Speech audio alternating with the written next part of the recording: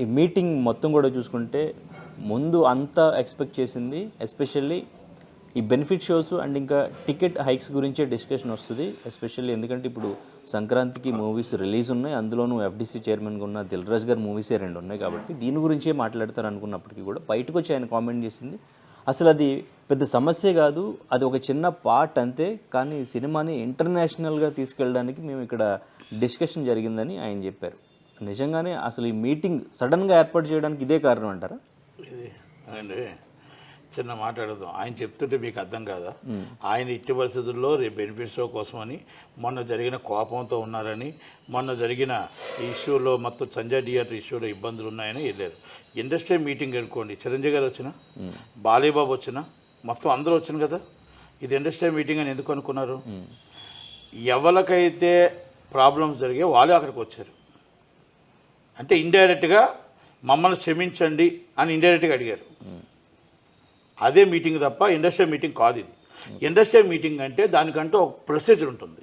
Industry meeting అంటే అందరినీ పిలుస్తాను, నేను ఆఫీస్ బేరలే కాబట్టి పిలుస్తాను. నేను ఇండిపెండెంట్గా గెలిచాను, 350 మంది ఓటు వేస్తే గెలిచిన వాడిని నిర్మాతలు కనుక అందరినీ పిలిచి ఏమంటే ఎవరైనా మన సీఎం గారు టైం ఇచ్చారు, సీఎం గారు మనకి 50 మందికి టైం ఇచ్చారు, 10 మందికి టైం ఇచ్చారు, ఒక్కొక్కరిని ఆర్గనైజేషన్ ఒక్కొక్కరిని వెళ్దాం, ఇలాగ వెళ్దాం ఎక్స్ప్రెస్ హీరోలు అందరం వెళ్దాం అని చెప్తారు.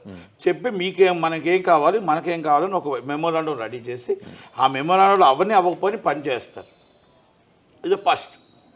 ఇది ఇంపార్టెంట్ ఏంటంటే ఆయన వెళ్ళిన రోలే ఓన్లీ జస్ట్ వెంకటేష్ గారిని, దగ్గుబాటి సురేష్ గారిని, అలాగే నాగార్జున గారిని, అలాగే నాగవంశీ గారిని, ఠాకూర్ మహారాజ్ నాగవంశీ గారిని, అలాగే మన దిల్ రాజు గారు, ఆయనే నిర్మాత కాబట్టి దిల్ రాజు గారు, అలాగే సునీల్ నారాయణ గారు, థియేటర్స్ ఓనర్, క్యాంటీన్లు ఓనర్, అయిపోయిందా?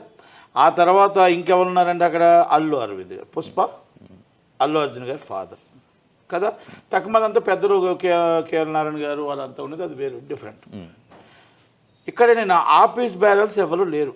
ఛాంబర్ ప్రెసిడెంట్ ఉన్నాడు, ఎఫ్డీసీ చైర్మన్గా ఆయన, ఎఫ్డీసీ చైర్మన్ ఆఫీస్ బ్యారల్ లిస్ట్ ఎండీకి ఇవ్వాలి, ఎండీకి ఇవ్వాలి. ఎండీ ఏం చేస్తాడంటే ఎఫ్డీసీ ఎండీ లిస్ట్ అంతా తయారు చేసి ఆ లిస్ట్లో ఆఫీస్ బ్యారల్ ఫస్ట్ పిలుస్తాడు. Is a protocol.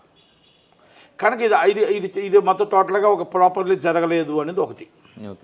రెండోది, ఇక్కడ దిల్ రాజు గారి మీటింగు ఓన్లీ మొన్న అసెంబ్లీలో జరిగింది, పుష్ప ఇష్యూ జరిగింది కోసమే అర్థమవుతుంది తప్ప చిరంజీవి గారు ఎందుకు రాలేదు? ఇండస్ట్రీ మీటింగ్ కాదని రాలేదు.